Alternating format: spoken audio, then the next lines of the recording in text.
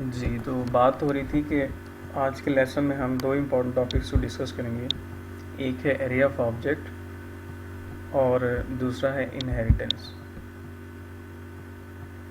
Area of object के topic को अगर हम स्टार्ट करें तो सबसे पहले हम ये देखेंगे कि अगर आपने ऑब्जेक्ट के बजाय एक एरे बनानी हो जिसमें मल्टीपल ऑब्जेक्ट्स अगर स्टोर करने हो तो उसका सिंटेक्स ये है कि सबसे पहले हम लिखेंगे क्लास का नाम और उसके बाद लिखेंगे हम एरे का नाम।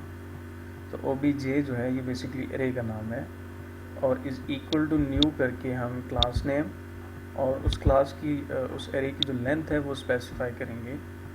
यानी फॉर एग्ज़ाम्पल अगर मैंने एक एरे बनानी है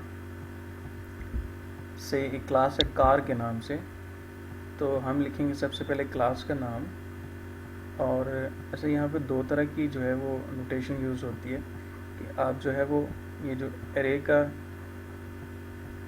एरे की जो नोटेशन है वो इस ऑब्जेक्ट से पहले भी लिख सकते हैं और इस ऑब्जेक्ट के बाद में भी लिख सकते हैं।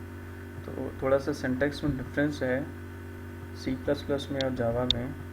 तो हम क्या करें कि आपने जब भी एक एरे बनानी होगी तो आप लिखेंगे क्लास का नाम, क्लास के नेम के फ़ौरन बाद जो है वो एरे की नोटेशन आएगी और फिर ऑब्जेक्ट का नाम आएगा यानी एरे का नाम है और इज़ इक्वल टू न्यू करके उसके बाद अगेन क्लास का नाम कार्स और उसके बाद क्या आएगा उसका साइज़ आएगा। यहाँ पे हम ये कह रहे हैं कि क्लास एक एरे, कार एक एरे है और हम एक क्लास है और उसकी एक हम एरे बना रहे हैं ऑफ साइज़ 10।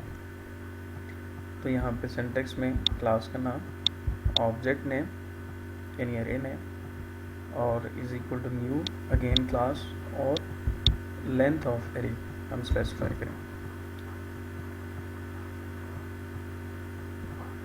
तो